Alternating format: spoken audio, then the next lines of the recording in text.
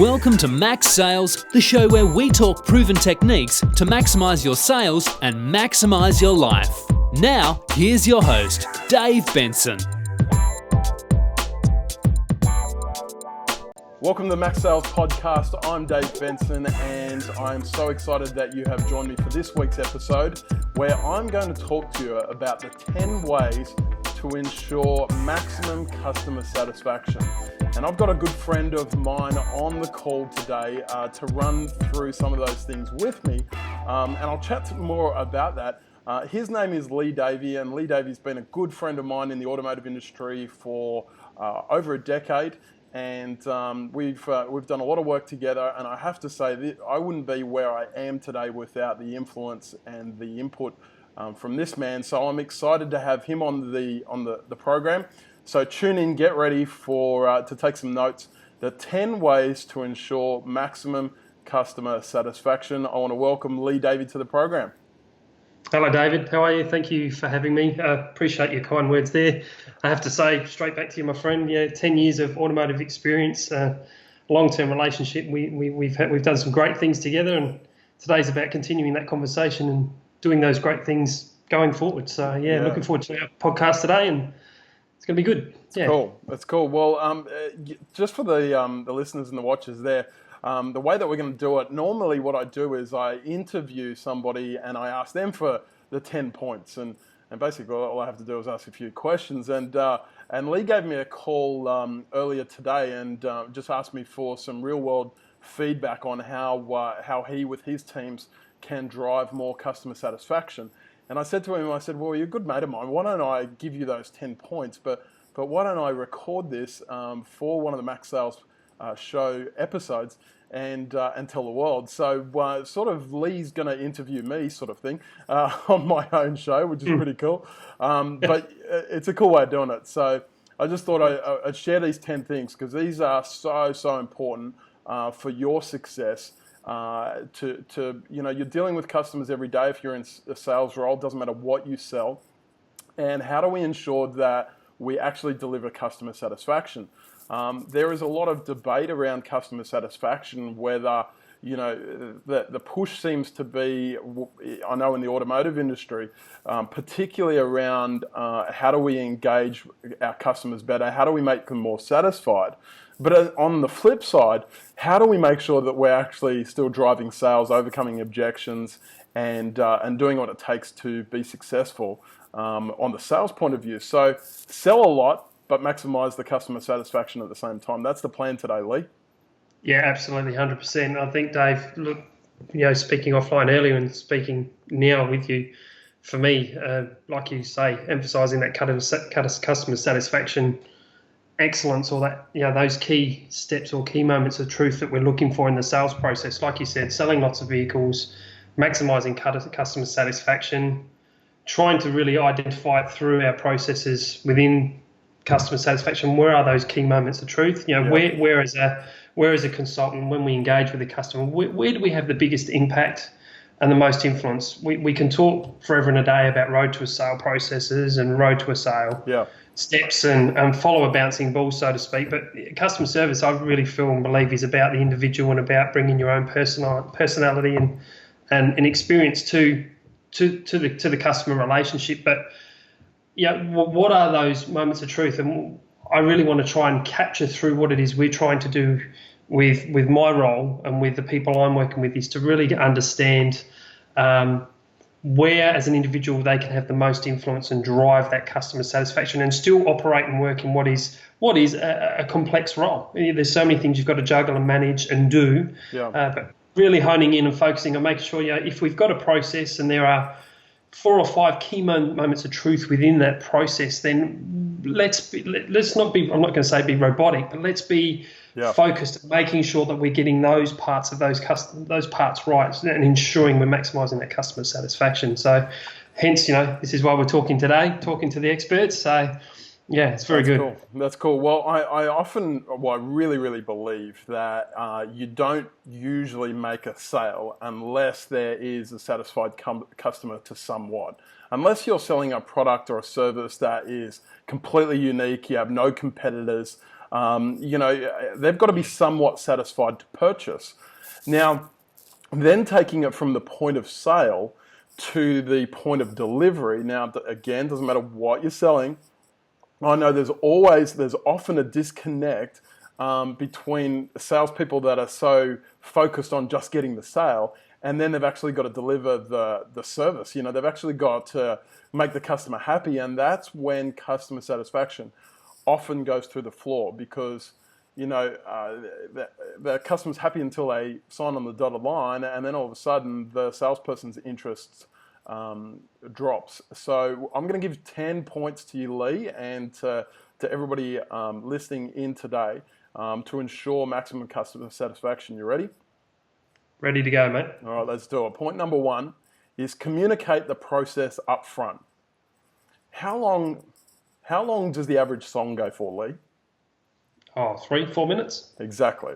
So 3 to 4 minutes, most songs, we know when we hit play on our iPod, on our iPhone, we know the average song's going to go for 3 to 4 minutes. We have an expectation that that's how long it's going to go for. When we watch the news at 6 o'clock, we know it's going for half an hour.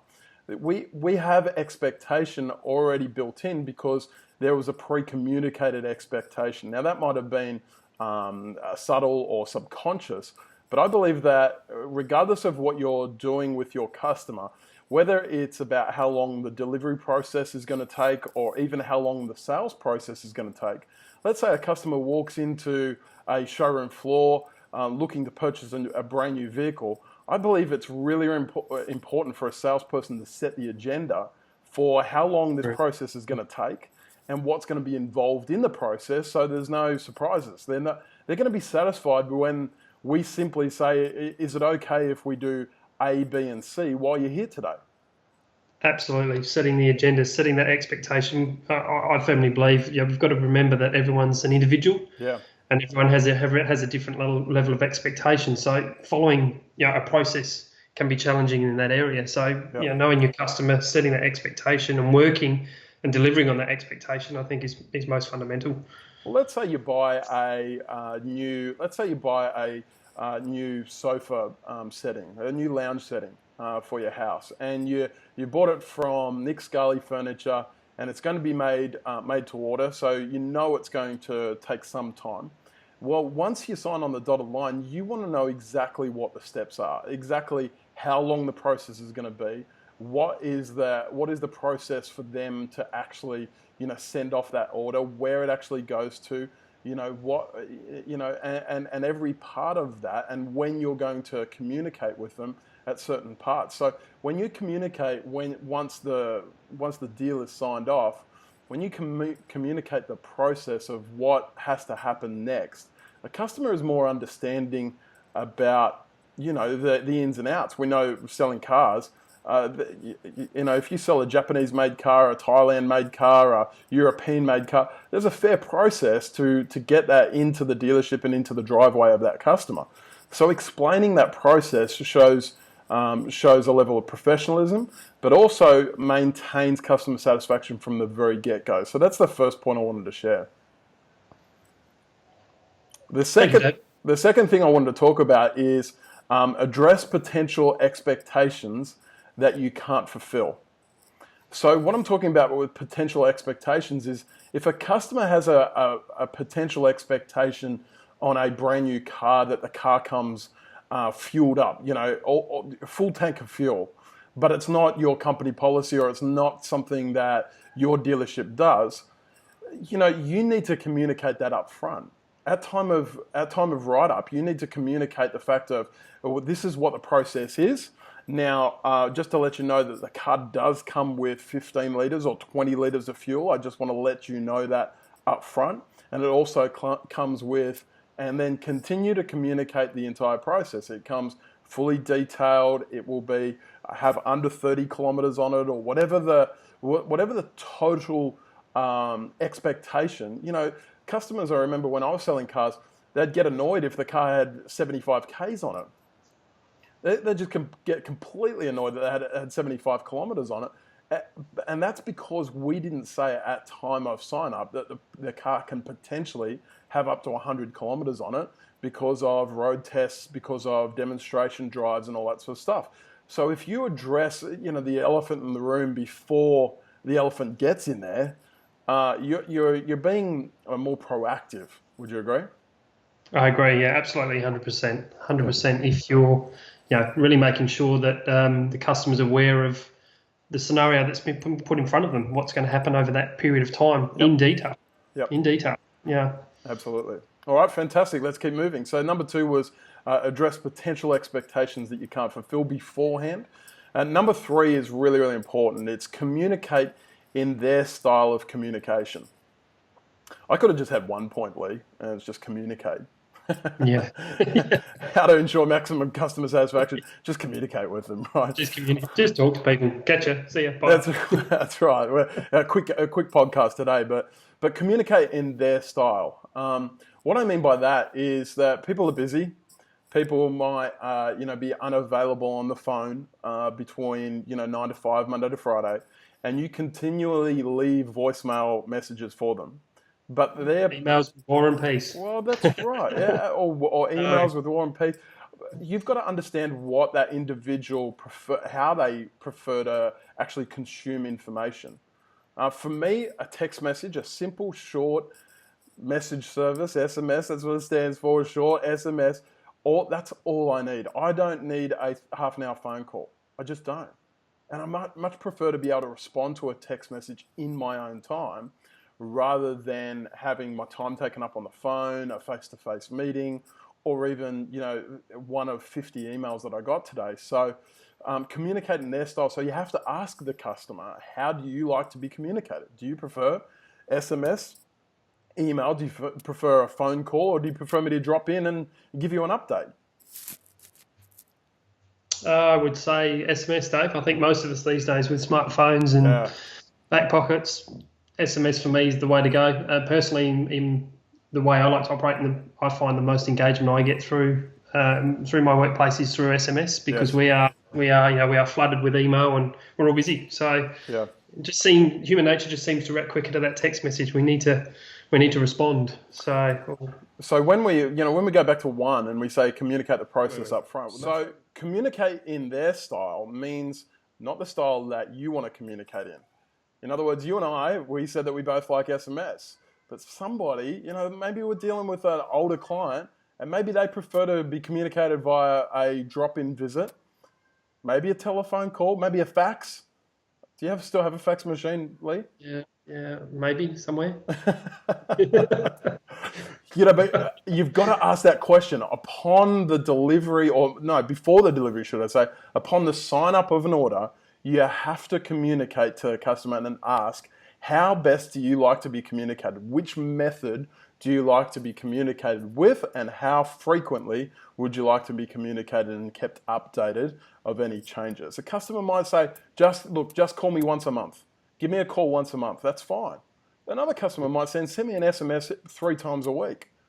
Now, if I have that customer that says, send me a text message 3 times a week, and I call him once a month, I got a pissed off customer. Yeah, absolutely. I think, Dave, as well, on the flip side of that, setting that expectation is also letting the customer know how best they can communicate with you. Yeah, very much so. Very much so. Yeah, and open channel. I'm a big believer that if you are, I call it post-sale but pre-delivery. If you are post-sale, and a customer has to call you and ask for an update on where their car is, how the house is progressing, how the loan is coming through, if you're a mortgage broker, if they have to call you, you're not doing a good enough job. In fact, when I was managing dealerships, I said to salespeople, if I ever got a phone call on their day off from a customer saying, I just wanted an update, I haven't heard from Greg, or I haven't heard from Theo, or I haven't heard from whoever, I just wanted an update on my car, they lost that deal. They lost it. Very good. Yeah, and it's just communication. It's coming down to their style and how frequently the customer, not you, but how frequently the customer wants to hear from you. So that's point number 3.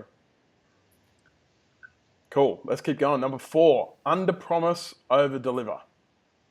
This is one that we've heard for years, right? And in many ways, I don't really like the old saying under promise, over deliver, because I'm just saying, I reckon you should just promise and then deliver on your promises, rather than under promise, But I'm going to use your example because you're in the car trade.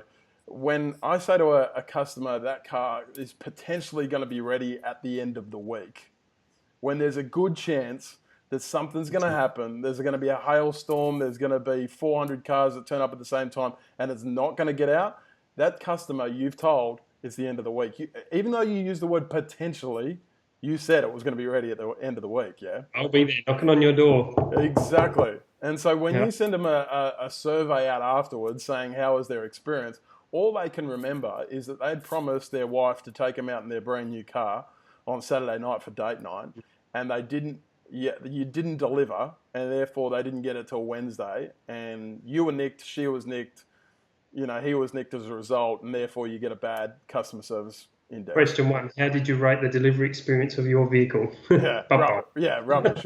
It was too late. Yeah. It was 3 days later than what he'd promised. So under promise, over deliver. You always want to, I've got some good news, I've got a surprise for you. You said, I remember I ordered a car recently, and I got it was like a 12-month order, and I literally got a text message from the dealership, and with a photo of my car sitting on the back of the truck about 2 months early. Now, at that stage, I hadn't organised the finance or anything like that, but I'm like, wow, that's cool. Like, I want to be surprised that way early rather than be surprised saying it's 2 months late. Who doesn't like a nice surprise, huh? Yeah, absolutely. So number 4, under promise, over deliver. Let's keep going. Number 5 is show empathy to your customers. Like, this is, for me, the greatest part of selling. The most important part of selling is, I call it my first rule of selling, in fact. It's called always agree with the customer. Mm-hmm. Now, we know that the customer is not always right. And whoever came up with that old adage has never sold anything in their life. Like, the customer is always right. Are you kidding me? Like, no, they're not. Your customers are not always right, are they, Lee? Absolutely not, no. And I'm happy to tell them sometimes that they're not either. Yeah, that's right. And your partner's not always right. Yes. No. Yeah. Yes. No. But see, that's exactly the point. Like, obviously, your partner's not always right, but it's about empathy to make them feel like you are understanding of what they're going through. And so yeah, absolutely. So when you have a customer that is annoyed, and customers do get annoyed because for some reason we don't fulfill their expectations, like something might happen. It doesn't matter how much we plan, things happen. I remember when I was selling Mitsubishis, I had a 3-month order for it was a 3-month wait for a brand new Pajero Exceed that this customer wanted. It was black with beige leather, and he specifically wanted a sunroof or whatever it was. It was 3-month wait, and the car was on the way from the docks to the showroom, and it was sitting on top of a truck. And you know what's going to happen, Lee? Is this truck went under a low-lying bridge, and that became a Pajero convertible. Yes. It just had the top of the Pajero completely ripped off. Now, nothing you can do about it. Nothing you can do about it. This car's a 3-month wait. There's nothing I can do. Like, I can't piece it back together. I can't use sellotape. And I can't blame somebody else, but I just have to tell the truth, and I have to show empathy towards this customer and understand I know exactly, well, I don't know. Yeah, by the way, don't say you know how somebody feels when you don't. No. I flipping hate that. We do not know, unless you know someone intimately, which I'd like to think you don't with your customers. So yeah, agreed. But I remember a customer saying to me that their wife was going through cancer, and the assistant manager said, "Oh, I know how you feel," and he said, "No, you don't. Have you had a wife go through cancer? So don't be too empathetic that you say, "Oh, I know how you feel, man. I just feel your pain." Well, hang on, you don't really feel their pain. You don't understand. You just have to use words like, look, I completely understand that you're upset, Mr. Customer. I completely understand that this is a massive inconvenience for you. And on behalf of our business, we want to apologize for any inconvenience caused. So number 6 is communicate challenges quickly. Now, this is really pulling apart a previous point. But if you have a challenge that's come up, you've got to address it straight away. You've got to inform the customer straight away. There's no point in saying, I don't know how to deal with this, so I'll put it off. Get to it really, really quickly. Tell the customer straight away. There's nothing worse than you finding out one day and then not telling the customer for 3 days. Later down the track, the customer finds out that you found out 3 days earlier. I mean, just ask my wife. Why didn't you call me, email me, or text me straight away? Exactly. If I find out something from my children's school that would have been important for my wife to know, she wants to know now. She doesn't want to, oh yeah, I forgot to tell you that. Oh yeah, that was quite important, but I totally forgot. So communicate any challenges that you have quickly. It is much better to address them, bring it to the surface now, rather than push them under the carpet. It's just like getting the fine in the mail, the speeding fine, which I'm sure you've had with your fast car there, Lee. No, never. So you get the fine in the mail and you go, I'll put it off. I'll put it off, and then all of a sudden you get another $200 added to the fine because you didn't pay it. Yeah, ordinary. Yeah. So get to it quickly. Number 6, communicate challenges quickly. Number 7 is have a backup plan. So this is a key one. Absolutely. This is a key one for dealerships, particularly because, again, I know them really well. If, for example, a car is delayed that you've promised on a certain day, it was a customer's birthday or whatever it might be, you have to have a plan B to offer that customer. You can't just say, well, unfortunately, it's going to be another week. That's it. You got to say, okay, unfortunately, I have to tell you, Mr. Customer, but that it's going to be another week, but I do have a couple of options for you. You could take the silver color instead of the white, and we can get that ready for you ASAP. You can even have it this afternoon.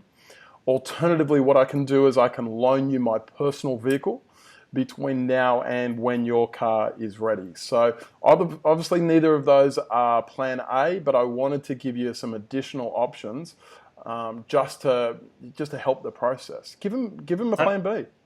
It touches on that point of empathy that you were speaking about before. Yep.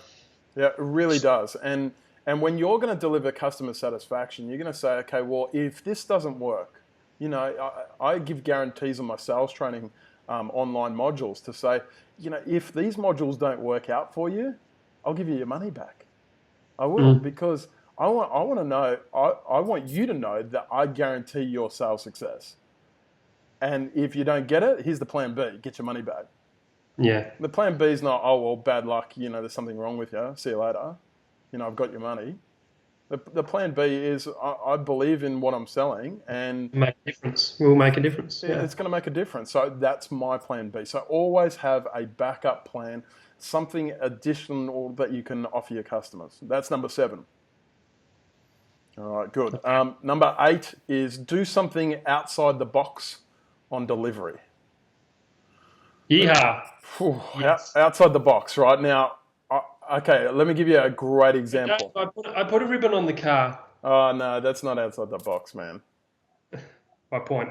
Yeah, exactly. I know. You're joking, but you got to do something to wow the customer that they're not expecting. They've bought cars before. They've had a ribbon on the car. It's been covered in a car cover, whatever. There was a bottle of wine in the back seat, whatever.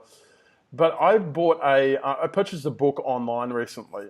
And when I purchased it, I just bought the book. And, so a couple of days, or a week later, I get it in the mail. And here's the book with all these other free resources, these little cheat sheets, these little, other bonus material, these free video series that I got a link to. And I got all this additional stuff. It was like in a box. And I was like, wow, that's outside the box. The box is outside the box because I wasn't expecting it. And it might just be as simple as a ribbon on the car. It might not be. It might be a certificate in front of it with a personalized thank you from the dealer principal. It might be, a box of chocolates, a bottle of wine. But think outside the square. Try to personalize that gift as well, rather than just giving everybody a box of chocolates. It's like, Yeah. Yeah, and sorry to interrupt you there, David, but just more around setting that expectation as well. I think if you've really set a clear expectation, you can kind of judge what level you need to go through to give them that outstanding experience. Yes. If someone's kind of laid back and pretty well relaxed and not too fussed about the world and the process, then you might be able to say, okay, a ribbon's sufficient or a cover's sufficient on the letter from the dealer, like you said. But if you've got someone that's really emotionally connected to the whole process, then you really got to kick some serious goals. You do. Serious goals. All right, and you're an Adelaide Crow supporter. 100%. All right. And we're flying. And you're absolutely flying, apart from the last couple of weeks. But anyway, we won't talk about that. Right. That's right. But okay, so as an Adelaide Crow supporter, you come to pick up your brand new car, and I know you're an Adelaide Crow supporter, and I put a little air freshener, right, hanging around the mirror, that's Adelaide Crows. I mean, it doesn't have to be a flippin' big deal. It's personalised, it's thoughtful, and it's just showing that you took initiative, right? That's right, and you've got to know them. You're interested in who they are, what they like. Yep. So what makes them important. smile. Exactly, and that's all it's about. The little 1%ers, right? You knew that it was going to be for a birthday, so you did something special. You had a cake there for the customer when they came and picked up, not just a flippin' balloon around the rear vision mirror. You had a cake for them. Right? Yeah. Everybody in the dealership saying happy birthday. I mean, yes. Outside of the box, we're talking now, right? So, how to ensure maximum customer satisfaction? I have to say, this is one of the most powerful things, because people don't just remember the bad times; they remember the good times. And when you made them feel good, most importantly, and when you made their family feel good, their children. I reckon they might tell someone about it. Oh my gosh! And I tell you what, when they get that survey in the mail, they're giving it 10 out of 10. Yeah. So Excellent. Number 9 is ensure their complete satisfaction with ongoing follow-up. So what I'm saying is this is post-delivery. You've got to have a post-delivery follow-up procedure to ensure that they're completely satisfied, not just from a survey point of view, but from any questions that they had. I know that a lot of my customers and clients, what they actually do is that they do a 2-stage delivery. So they run through the delivery, whether it's the house, run through, I know a real estate agent that will, hand the keys over, but not just hand the keys over at the real estate office. He'll go and walk them through the house, and then 3 days later, he'll pop into the house with a little gift, and he'll say, is there any questions since you've been living here for 3 days? Is there any questions that you have? Is there a light switch that you couldn't understand? Was there something about the electricity that you couldn't understand? Was there this, that, and whatever? And you go, oh, but that could potentially raise issues. I know my used car guys are always scared of making the post-delivery follow-up phone call, because they're concerned that there's going to be a problem. The industry's poor in that. You've got to have the expectation that people need to go on a journey of discovery with anything that's new, and questions will come about. And I have to say that I do a lot of analysis around this area of the post-sale follow-up, and it's very poor. It's very poor. It's goodbye, forgotten. Well, salespeople are incentivized for the next deal. And the biggest problem, and if you're listening to this, I encourage you to understand that the second sale is so much easier than the first. And what I mean by that is repeat and referral business, whether it's the car game, real estate game, it's something that all industries struggle with. And that's typically because all we care about is the transaction. And customers see right through it. They see right through it. They know they got fantastic service until the car was in the traffic, until the keys were on the, through the front door, and then we never heard from that person again. Such a wasted opportunity. Wasted opportunity. I know a statistic that was shared with me about 10 years ago that said, I think you might have shared this one with me, mate. Possibly. 82% of customers cannot remember their salesperson's name 12 months after they purchased a new car. Yeah, that's terrible. That's terrible, and agreed. Yes, it was from me. It's ridiculous, isn't it? It's absolutely absurd that can happen, right? So ensure their complete satisfaction with ongoing follow-up afterwards. It's not just ringing them up, how's the car going? It's not, you've got any questions, but it's actually just going above and beyond to really make sure that they are completely satisfied throughout the whole process. And if there was something that they were unhappy with, if there's anything that we can do to address that or overcome that now, we want to know about it. And can I just say, Dave, in the dealership context, please don't leave it to the service department. Oh, yeah, that's a good one. The classic, it's their job, not my job to worry about them anymore. That's right. Unbelievable. Yeah,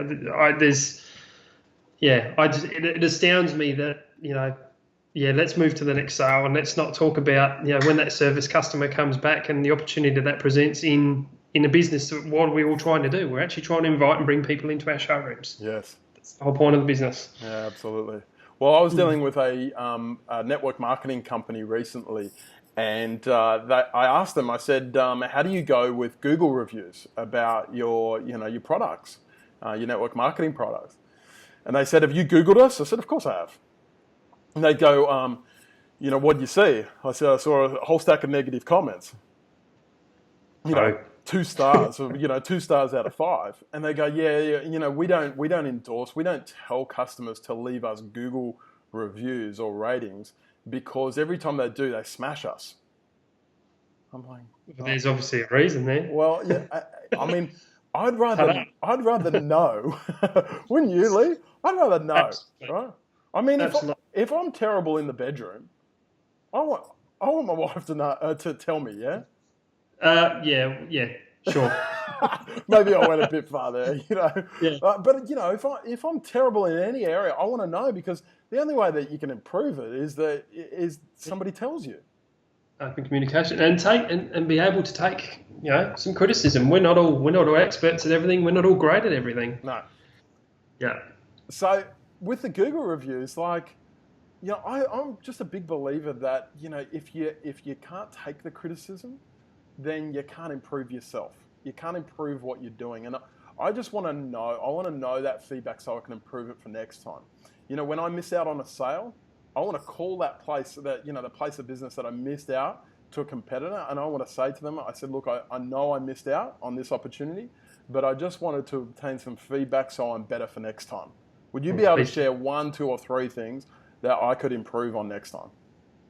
And accept the fact that there's probably some feedback there that's outside of your control, and you've got to just take that on the chin. But there's definitely some feedback there that you've got to say, I can address that, and I can move forward with it and try and improve.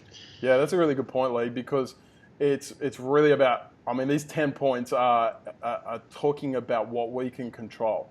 I mean, there's a whole stack of external influences. I was speaking to an agricultural company just this last week, and he was talking about the weather, how important that is. That's an external influence. There's nothing he can do about that, and as a result, that's costing some of his business's sales. There's nothing he can do to build satisfied customers when it's not raining. But back to the plan B and plan C, perhaps in his case as well. Yeah, absolutely. So my last point for this week's episode is to build a genuine relationship. Genuine relationships. Great. Give a crap about your customers. Care about them. Oh, treat them like your wife, your girlfriend, your best friend. In the sense of the common courtesy and wanting to engage. Yeah, that's right. And people's favorite subject is themselves. People love talking about themselves. The one ears and two mouth analogy, yeah? Yeah, exactly. Sorry, I might actually say that right this time. I might actually say 2 ears and 1 mouth. Yeah, one ears and 2 mouth, yeah. That's good. I like that. I'm going to leave it. I'm not editing that out, Lee. That's good. That's all right. That can stay in. Stay. I'll wear that one. But you're right, mate. But here's the thing. You and I, we've been friends for a long time. We've shared a lot of meals together. I've stayed at your house. We've done holidays together. We've seen the Grand Canyon together. We know one another's partners, kids, everything. I mean, the reality is, if you bought a product from me, I know I'm going to get an outstanding review. Correct. I know. Absolutely. Even and if there's anything that's negative in the process, you're going to give it to my face. You're not going to give it to a survey or a Google review. You're going to be honest with me, and I'm open enough to take that on board. That's where relationship lies. And I think, retail, let me talk to retail salespeople for a second that are in a transactional type of setting. Not cars, something that's clothing, that you're selling clothing in a market. It's hard to build a relationship because you're not necessarily calling that person afterwards and having post-sale follow-up and all that sort of stuff. But again, it's just sparking conversation. It's asking them about their family. It's asking them about how their day's been and really taking a genuine interest for them as a person, seeing them as a person rather than as a transaction. Agreed. Absolutely. My father 100%. told me many years ago, I think it came from the book Psycho-Cybernetics, I think it was. I'd never read the book, but my dad always told me about it. He said that there's a phrase in there that your customers can see the dollar signs in your eyes as a salesperson. Yeah. When you just see a customer as a transaction, they're looking for it because they expect it. They expect it. Yeah. So relationship, I can't stress that enough. If you're in business to business sales, if you're in real estate, people buy from people that they like, that they trust, that they respect. I mean, I've done a lot of business with you, Lee, over the course of especially the last 5 years. And, so much so that at times I think people are questioned, did we just do business together because we liked one another or we're mates? No, well, absolutely. Of course not. But at the same time, well, I mean, would you have a go at us if we did? I mean, you got to like the people. I mean, you got to know that they're going to do a wonderful job. But I tell you, I don't care what I buy. Mutual respect has to be there. The common understanding. The going into bat for each other, looking out for each other. All of those things that that form great mateships and then form good relationships in a business sense going forward. Yeah, that's right. So there's the 10 ways to ensure maximum customer satisfaction. Lee, I hope that helps.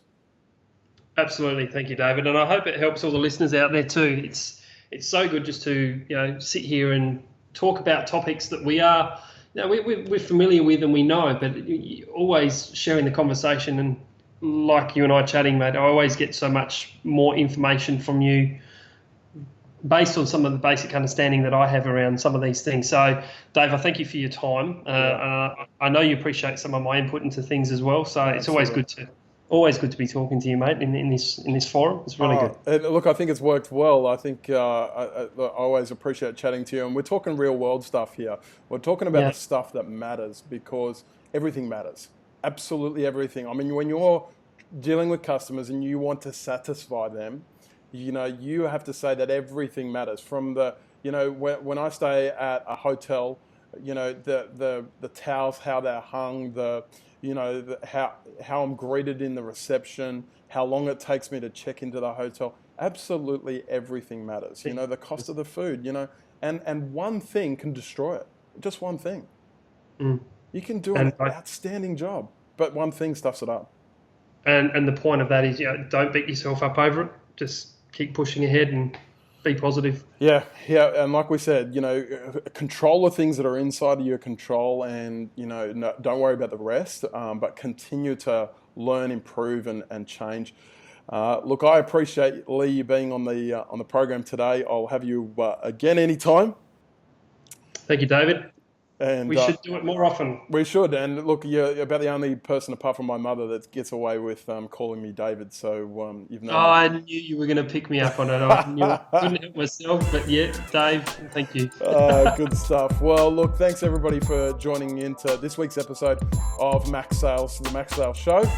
Make sure that you pass this audio recording or the video on YouTube on to somebody else that needs to improve their customer satisfaction. Use this however you want. It's a great free resource. And make sure you tune in every Monday for the Max Sales Show. I look forward to seeing you on next week's program.